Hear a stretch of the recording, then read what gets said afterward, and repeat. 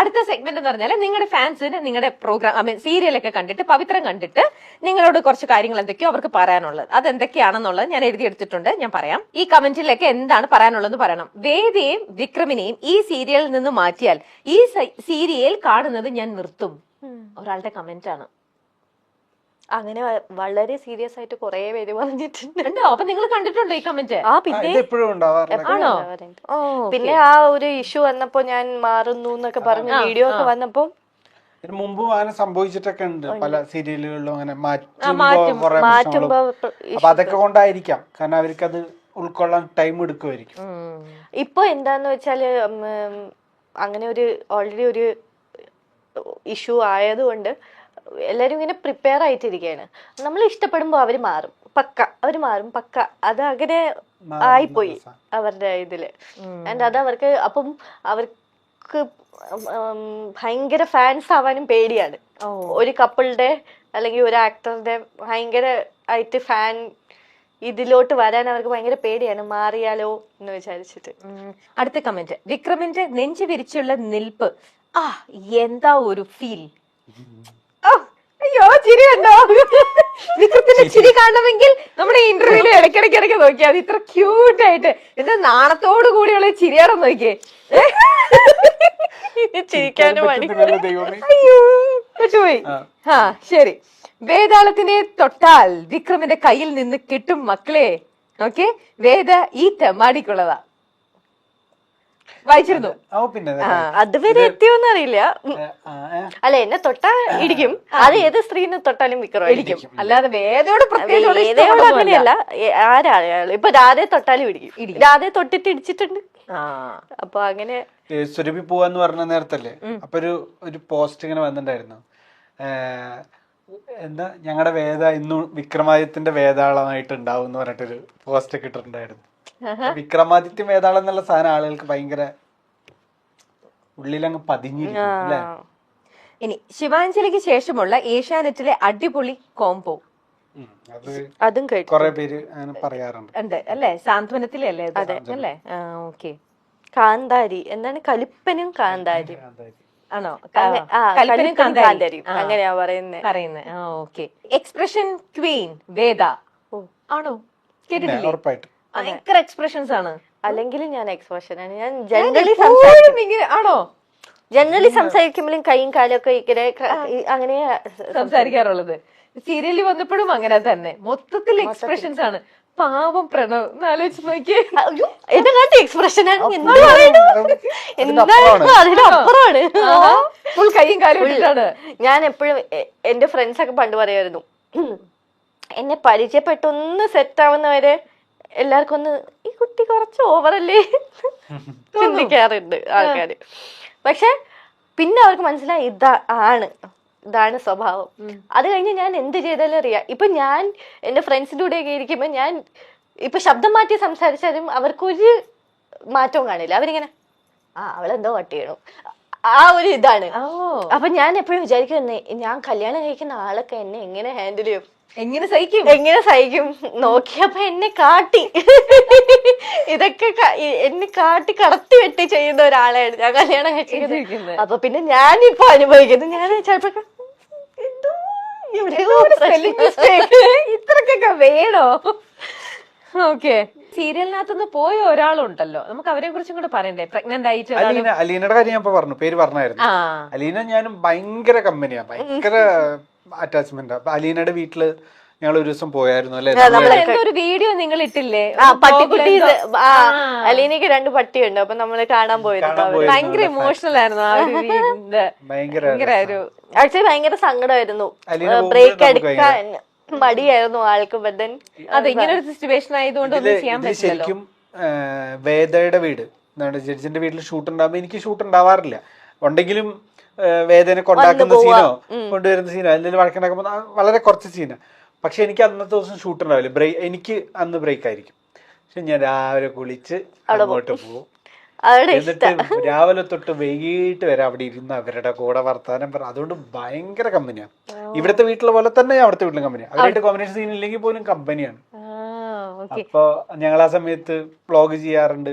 ഓ അപ്പൊ അങ്ങനെ അവരൊക്കെ വ്ളോഗ് ഒക്കെ വരാറുണ്ട്. ചെയ്യാറുണ്ട്. ചെറിയ ഓക്കെ. സാധനങ്ങളൊക്കെ. ഇനി അടുത്ത ഒരു സെഗ്മെന്റും കൂടെ. ഈ സെഗ്മെന്റിൽ പെട്ടെന്ന് ആൻസർ പറയണം. ചടപട ആകെ 2-3 ചോദ്യമേ ഉള്ളൂ. ഓക്കെ, ഓരോ ചോദ്യം ഓരോരുത്തരോട് മാറിയിട്ടാണ്. ആ സെന്റൻസിന്റെ ഫസ്റ്റ് ഞാനൊരു കാര്യങ്ങൾ അങ്ങ് പറഞ്ഞു നിർത്തും. ബാക്കി നിങ്ങൾക്ക് ഇഷ്ടമുള്ളതുപോലെ അതിനങ്ങ് ബാക്കി അങ്ങ് ഫില്ല് ചെയ്തിട്ട് അതിനങ്ങ് വൈൻഡ് ചെയ്യാം. ഓക്കെ, രണ്ടുപേരും പറയണോ? ആദ്യം അല്ല, ഈ ഓരോരുത്തർക്കും മാറിയിട്ടാ. ഫസ്റ്റ് സുരഭിയുടെ അടുത്ത് ചോദിക്കാം. ഡയറക്ടർ എന്നെ വഴക്ക് പറഞ്ഞപ്പോൾ ഞാൻ ചിരിച്ചു. വഴക്ക് പറഞ്ഞപ്പോ ചിരിക്കായിരുന്നു ചെയ്തേ? എനിക്ക് അങ്ങനെ ഞാൻ കരയാറൊന്നുമില്ല. ഞാൻ വളരെ സ്ട്രോങ് അല്ലേ? ഓക്കെ. റൊമാൻറ്റിക് സീനുകൾ ചെയ്യാൻ എനിക്ക് ഇഷ്ടമാണ്. കൊച്ചു കള്ളൻ എന്റെ അടുത്ത് ഈ ഇടയ്ക്ക് വന്നു, ഇതില് എന്റെ ഫസ്റ്റ് കല്യാണം എനിക്ക് ഇല്ല, എന്റെ ഫസ്റ്റ് എല്ലാം ഫസ്റ്റ് കല്യാണം, ഫസ്റ്റ് ലവർ, ഫസ്റ്റ് ഭാര്യ, എല്ലാം ഫസ്റ്റ് ആയിരുന്നു. എല്ലാത്തിനും ഒരു തുടക്കമാണ് ഇത് അല്ലെ? ഐശ്വര്യപൂർണ്ണമായ തുടക്കമായിരുന്നോ? അടിപൊളി. അടിയും കണ്ടോണ്ടിരിക്കാറുണ്ടോ നോക്കിയിട്ട്? അതാണ് ഏറ്റവും ഹൈലൈറ്റ്. സമയത്തിന് ഫുഡ് കിട്ടിയില്ലെങ്കിൽ ഞാൻ എനിക്ക് സങ്കടവും ദേഷ്യവും വരും. അപ്പൊ സങ്കടം വരുമോ? ദേഷ്യമല്ല, സങ്കടം. അല്ല, സുരഭിക്ക് ഒരു പ്രത്യേകത ഉണ്ട്. ദേഷ്യം വരുമ്പോ സുരഭിയുടെ കണ്ണീന്ന് വെള്ളം വരും. ദേഷ്യം വരുമ്പോ കരയാ ചെയ്യാ. എങ്ങനെ പ്രഷർ കുക്കർ പോലെ എങ്ങനെ ദേഷ്യം വന്നിട്ട് പിന്നെ എന്ത് ചെയ്യണോന്ന് അറിയില്ല. പൊട്ടിത്തെറിക്കണോ കരയണോ? അപ്പൊ ഞാൻ കരയും. കരഞ്ഞുകൊണ്ട് ദേഷ്യപ്പെടും. അതുകൊണ്ട് പ്രശ്നം എന്താണ്, ഞാൻ ദേഷ്യപ്പെടുമ്പോ ആരും ആ ദേഷ്യം അറിയാറില്ല. ഈ കരച്ചിലേ അറിയുള്ളൂ. അപ്പൊ ഞാൻ പറയും കോൺസെൻട്രേറ്റ് ഞാൻ ദേഷ്യമാണ് പെടുന്നത്, പക്ഷെ ഞാൻ കണ്ണിന് വെള്ളം വരുന്നുള്ളൂ. ഞാൻ ആദ്യം കാണോട്ടെ ഇങ്ങനത്തെ ഒരാളെ. എന്താ ചെയ്യണ്ടേന്ന് അറിയില്ല. അതെ, ഡിഫറെന്റ് ആയിട്ടുള്ള ഒരാള് തന്നെ. അപ്പൊ അടുത്തത്, പ്രൊഡ്യൂസർ പേയ്മെന്റ് പറഞ്ഞപ്പോൾ എന്റെ മനസ്സിൽ തോന്നിയത് നല്ല പേയ്മെന്റ് ആണോ? ബാർഗൈൻ ഒന്നും ചെയ്യേണ്ടി വന്നില്ല, ഒറ്റയടിക്ക് തന്നെ. ഓക്കെ, ഇത് ഇൻറ്റു 15 days ഡെയിലി പേയ്മെന്റ്. കൊള്ളാം, മാസം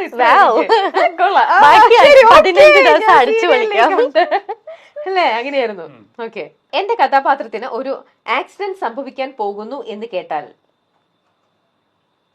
അങ്ങനെ പ്രത്യേകിച്ച് സന്തോഷിക്കുന്ന പറയാം. കൊറേ ദിവസം കിടന്ന് അഭിനയിക്കാലോ. എനിക്ക് കൊറേ നേരം നിന്ന് അഭിനയിക്കുമ്പോ എന്റെ കാലൊക്കെ കഴിക്കും. അപ്പൊ നമ്മളെല്ലാ സീനിലും ഞാൻ വിക്രത്തിന്റെ മുറി ഇങ്ങനെ ബെഡ് ഇരിക്കും. ഞാൻ ഫുൾ ഡയലോഗ് നിന്നോണ്ട് പറയണം, വിക്രം ബെഡ് ഇരുന്നു. ഞാൻ പറയും വല്ലപ്പോഴും എനിക്ക് എന്നെ ഇരിക്കാൻ സമ്മതിക്കും. ഇന്നലെ പറഞ്ഞു, ചേട്ടാ ഞാൻ ഇരിക്കട്ടെ, നീ അവിടെ നിന്നാ മതി. സത്യം, ഞാൻ ഇന്നലെ ചോദിച്ചു, ചേട്ടാ ഞാൻ അപ്പുറത്തിരുന്ന് സംസാരിച്ചോട്ടെ. ഇല്ല നീ നിന്ന് സംസാരിച്ച. ആള് ഫുൾ ടൈം ഇരുന്ന്. അതുകൊണ്ട് എന്താണ്, ടേക്കിന് ഒന്നും വേണ്ടല്ലോ, ഫുൾ ടൈം ഇരുന്നാ പോലെ. ഞാനാണെങ്കിൽ ടേക്കിന് പോയിരിക്കും. അപ്പോഴത്തേക്ക് അവര് പറയും ആ ഓക്കെ റെഡി. പോയിട്ട് പിന്നെ നിൽക്കും. കഷ്ട. ഓക്കെ, ഫൈറ്റ് സീൻ ഷൂട്ട് ചെയ്യാൻ പോകുന്നു എന്നറിഞ്ഞാൽ എനിക്ക് സന്തോഷം.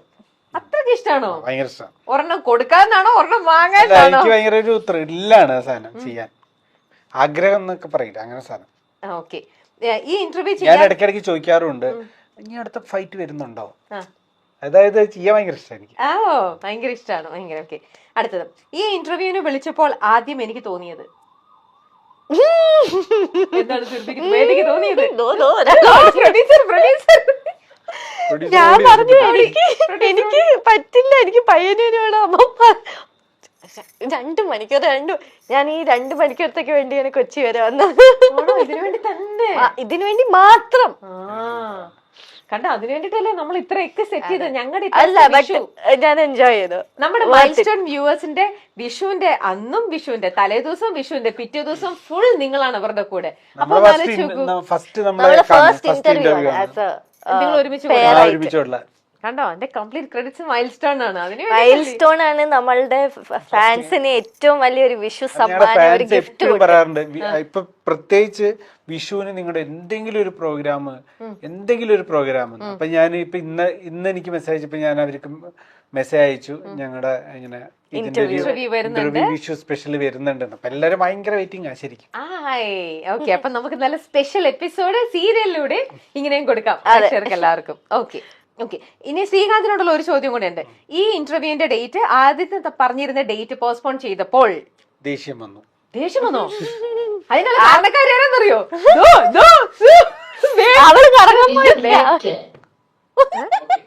വേതാളമാണ്. വേതാളം കാരണമാണ്. വേതാളം ഇങ്ങനെ ഡേറ്റ് ചെയ്തിരുന്നില്ല. അപ്പൂസ് ഇങ്ങനെ കിടന്ന് സുമാറാ ഞാൻ അങ്ങനെ മാറ്റില്ലേ ശ്രീകാന്ത്. പറഞ്ഞെടുത്തില്ല സ്റ്റിക്ക് ഓൺ ചെയ്ത് ദേഷ്യം വന്നു. അത് അല്ല, അത് സുരഭിയോട് ദേഷ്യം വന്നൊന്നല്ല, ആ ഡേറ്റ് മാറിയപ്പോ ഒരു ഇറിറ്റേഷൻ വരുമല്ലോ, അത് വന്നു. അപ്പൊ അതിന് കാരണം എന്താന്ന് മനസ്സിലായല്ലോ. ആണോ? സുരഭിയാണ് കാരണം. ഇരിക്കട്ടെ. അടുത്താണ് ഞാൻ ദേഷ്യം വന്നാൽ ഞാനും അടക്കി ഈ ഒരു ദിവസം ഓർത്ത്. ഓക്കെ ശരി. അന്ന് 1 ലക്ഷം രൂപ കളഞ്ഞില്ലേ? സെറ്റായില്ലേ? നമ്മളൊരു ഗെയിം ഷോന് പോയിട്ട് ഇങ്ങോട്ടും അപ്പൊ ടാലിയായി. ഓക്കെ. അപ്പൊ ഇപ്പൊ പ്രൊഡ്യൂസർ അടുത്തൊരു ടാസ്ക് ശ്രീകാന്തിന് തരുന്നുണ്ട്. എന്താണെന്നറിയോ? എന്റെ അടുത്ത് ദേഷ്യപ്പെടാൻ. ഡേറ്റ് മാറ്റിയില്ലേ ഇപ്പൊ? ആ ഡേറ്റ് മാറ്റിയത് എന്തിനാണ് എന്ന് ചോദിച്ചോണ്ട് എന്റെ അടുത്ത് ദേഷ്യപ്പെടാൻ. ഈശ്വരൻ, ശ്രീകാന്തിന് ഫുൾ അഭിനയത്തിന്റെ ടാസ്ക് ആണല്ലോ. അതിപ്പോ ദേഷ്യപ്പെടാൻ പ്രത്യേകിച്ച് ഒന്നും വേണ്ടല്ലോ. ദേഷ്യപ്പെട്ടു എന്നെ പേടിപ്പിക്കരുത് കേട്ടോ, ഞാൻ പെട്ടെന്ന് പേടിച്ചു പോകും. നിങ്ങളൊരു കാര്യം പറഞ്ഞു കഴിഞ്ഞാൽ അതിന് വാക്കിനൊരു വില വേണം, മനസ്സിലായല്ലോ? അതെന്താ ശ്രീകാന്ത്? അതെന്താ ശ്രീകാന്തോ? ഞാൻ ഷൂട്ട് കഴിഞ്ഞിട്ട് ഞാൻ പറഞ്ഞാണല്ലോ നിങ്ങൾക്ക് വേണ്ടിട്ട് 2 ദിവസം അവിടെ സ്റ്റേ ചെയ്യാമെന്ന്, അല്ലേ? ഞങ്ങൾ ഓക്കെ പറഞ്ഞതല്ലേ? അല്ല, ഓക്കെ പറഞ്ഞാ പോരല്ലോ. പിന്നെ ഓക്കെ പറഞ്ഞിട്ട് എന്തായി? 2 ദിവസം കഴിഞ്ഞപ്പോ നിങ്ങൾ പറഞ്ഞു നിങ്ങളുടെ വേറൊരു ഷൂട്ടിന്റെ കാര്യമില്ല. ആർട്ടിസ്റ്റുകൾ ഇങ്ങനെ ഡേറ്റ് മാറ്റിയപ്പോ നമുക്ക് ആ അന്നത്തെ ഡേറ്റിന് ഒരു അപ്പൊ ഞങ്ങളുടെ സമയത്തിന് വിലയില്ലേ ശരിക്കും? അയ്യോ, നിങ്ങളുടെ സമയം മാനിക്കുന്നുണ്ട് നമ്മൾ, അതുകൊണ്ടൊന്നും അല്ല. നമ്മൾ ഓൾറെഡി നേരത്തെ കമ്മിറ്റ് ചെയ്ത് പോയ അവരെ. ഞാൻ അതിലൊന്നും വിശ്വസിക്കുന്നു. നമുക്ക് ഒരു കാര്യം പറഞ്ഞു കഴിഞ്ഞാൽ അത് നടക്കണം. അപ്പൊ അല്ലെങ്കിൽ പിന്നെ നമ്മുടെ ടൈമിന് വാല്യൂ ഉണ്ട്. എനിക്ക് ആ 2 ദിവസം പല കാര്യങ്ങളും ചെയ്യാണ്ടാവും. അത് ശരിയല്ലോ, ഒരിക്കലും അത് സമ്മതിക്കാൻ പറ്റുന്ന കാര്യമല്ല. അതുകൊണ്ടല്ല ഇപ്പൊ നമ്മൾ ഒരു ദിവസം വേറെ പല ഷൂട്ടും ചിലപ്പോൾ ടെക്നിക്കൽ, നിങ്ങൾക്കൊക്കെ ഈ ഫീൽഡിലുള്ളവരല്ലേ, നിങ്ങൾക്ക് അറിയാലോ. ഞങ്ങളുടെ ആ തലേദിവസം അന്ന് പ്ലാൻ ചെയ്ത ഷൂട്ട് ടെക്നിക്കൽ ഇഷ്യൂസ് വന്ന് അത് കുറച്ചും കൂടെ തള്ളി പോണ്ടി വന്നു ഒരു ദിവസവും കൂടെ. അന്ന് അങ്ങനെ ഇഷ്യൂ കാരണം അത് നമ്മൾ മാറ്റേണ്ടി വന്നു. തലേദിവസമല്ലേ അത് പറഞ്ഞ എന്റെ അടുത്ത്? അതെ, അത് ലാസ്റ്റ് മിനിറ്റ് ആണ് ആ ഷൂട്ട് അങ്ങനെ ടെക്നിക്കൽ ഇഷ്യൂ വന്ന് മാറിയത്. എനിക്ക് എന്തൊക്കെ അതിന് നിങ്ങൾക്ക് ഒരു വാല്യൂ തരുന്നില്ല നിങ്ങള്? അപ്പൊ നിങ്ങളെ എന്ത് റിസ്ക് എടുത്തിട്ടോ നടക്കുമായിരുന്നു? നിങ്ങൾ എന്ത് റിസ്ക് എടുത്തോ? ഒരു ആങ്കറെ കിട്ടാത്ത അവസ്ഥയൊന്നും ഇല്ലല്ലോ കേരളത്തില്. അപ്പൊ നിങ്ങൾ ആരെങ്കിലും വിളിച്ചിട്ട് ചെയ്യണമായിരുന്നു, അല്ലേ? അല്ല, മതി മതി മതി മതി.